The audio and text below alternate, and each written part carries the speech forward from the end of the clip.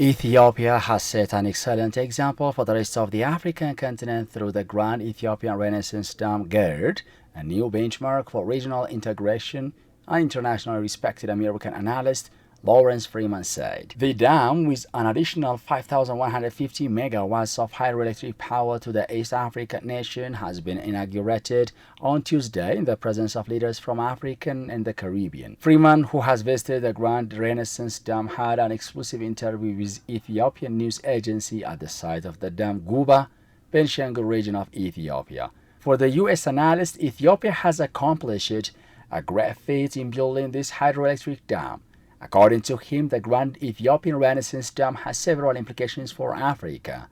He further elaborated that the dam, in particular, will help the entire Horn of Africa and actually East Africa benefit from adequate electricity. Currently, Ethiopia is supplying electricity to Djibouti, Kenya, Sudan, and is planning to soon supply electricity to Tanzania. Right now, Ethiopia is supplying electricity to Djibouti, to Kenya, to Sudan, and is planning to soon supply electricity to Tanzania. So the economic integration has already begun.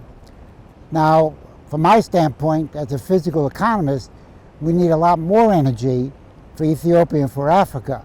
But this is the biggest injection of energy into the continent in recent decades.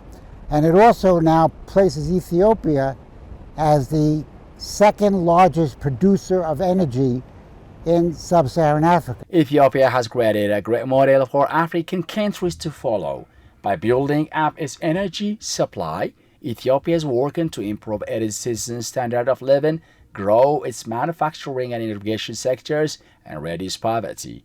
The rest of the continent should look to Ethiopia as an example. We need every African country following the model of Ethiopia and building an energy supply that can raise the standard of living of the people, increase the manufacturing sector, increase irrigation, and eliminate poverty.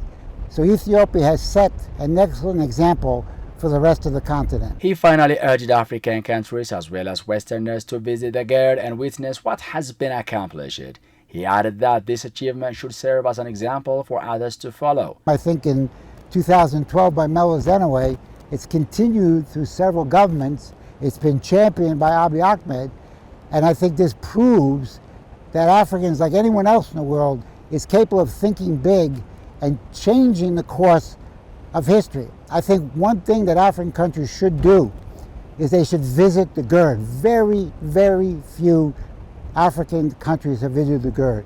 Western countries should visit the Gerd. The AU should visit the Gerd.